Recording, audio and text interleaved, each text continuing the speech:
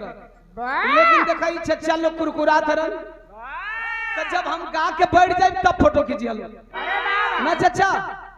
हाँ सही है ना, जब गा के बैठ जाए तब फोटो खींचोला फोटो खींचे है। सुशील भाई देखा हमारा टाइम यही बदे बढ़ जाता, अब के मना करिए, और इन सबके मिलत ना जल्दी आ तो करिए जल्दी।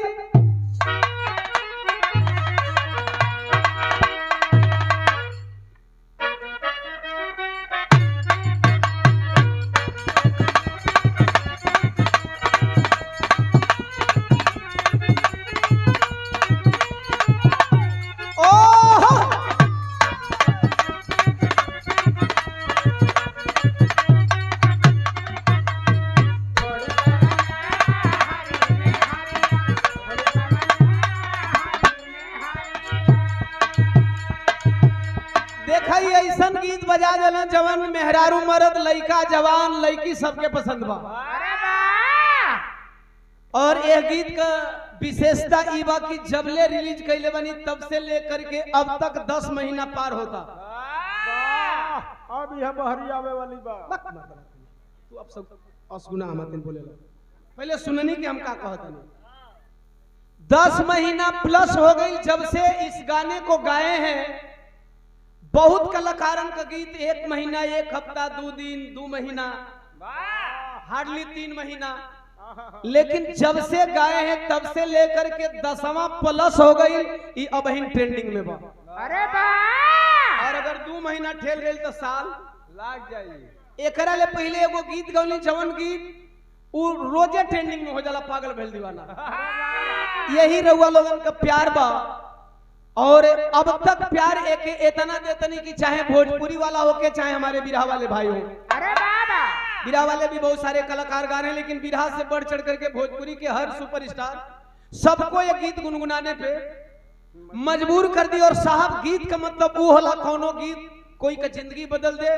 हमसे भी ज्यादा ये गीत से जिंदगी बदल एगो किन्नर का, जौना किन्नर का नाम बा बबीता।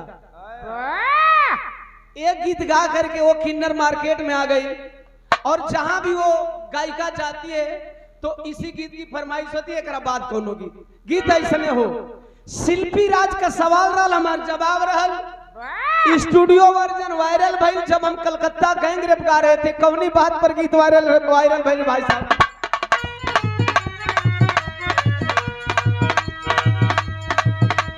सबसे पहले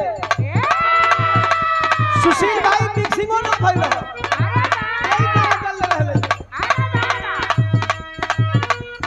शिल्पी राज हमसे कहतारी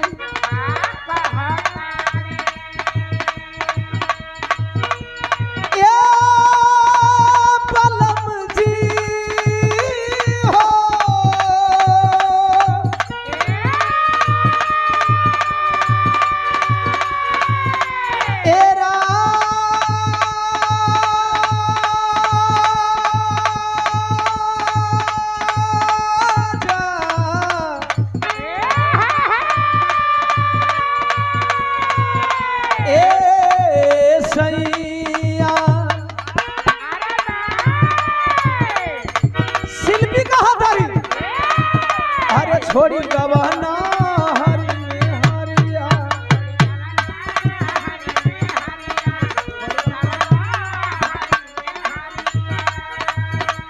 एल्बमों में हमारी हीरोइन तोसी द्विवेदी कहत हरि, अरे छोड़ी गवाना हरि में हरिया।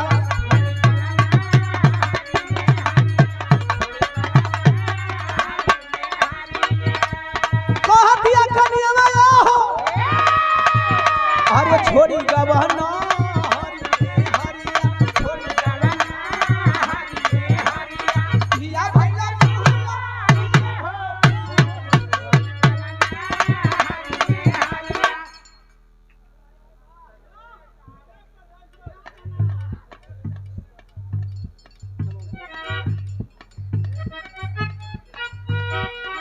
सुने काहे ना भाई मर दे।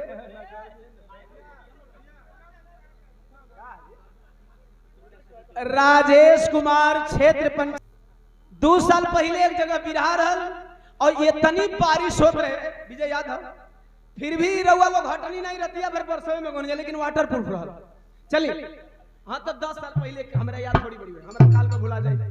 चलिए बहुत बहुत धन्यवाद, प्यार दिया आपने। दोबारा 200 रुपये चरणों में प्रणाम। तमाम आवाम के कोट कोट सनमान आए हुए सब भैया लोगों के साथ हुआ। मजा आ गई हो? नहीं आई? बेईमानी करा तारा लोग। देखा मजा आ गई तो हाथ मत हिले, न मजा आई है तो हाथ हिलावा के नहीं खे मजा मिलल। मजा आ गई तू लोग के, अब नहीं नहीं आई। एक बार और। अच्छा के कर मनवा एक बार और हिलवावे का। ऐसे देखिए साहब लोग रात भर में हम एक बार हिलाते हैं, दोबारा हिलबो ना करी। ऐसे कब तरतिया भर हिला दे थक जइबो। हिलैया मगर गिरैया मत। हम चेतने हम गुलाटी है। बतावा गुलाटी हम ना ओकरा बदले। छोटे भाई छोटू यादव जी उर्फ शेरे गुलाटी गाजीपुर, माला और 100 रुपया दे के सम्मान किए भाई। कलाकारी दिन दुनारा चौगुना बढ़ जाए, जेकर जैसा ही नाम हो जाए। हमें कोई का नाम बढ़े कोई दिक्कत ना बा, जेकर जैसा ही बिरहा में रोजी रोटी चल जा, हम खुश हैं। हम खुश हैं। कुछ गवैया कहना फलनमा बहुत नाचता, फलनिया बहुत नाचती। अरे भाई ओकर वही तरह धंधा चला था, चले था तो हार काहे किरी काटता, कोई मुस्कियात का काम चला लेता।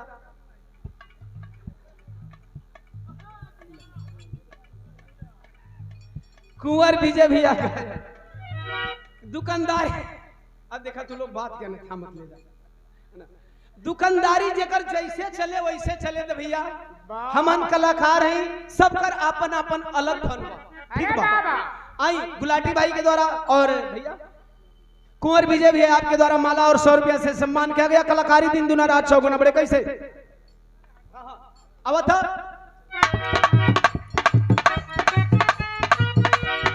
अरे कवनी सवा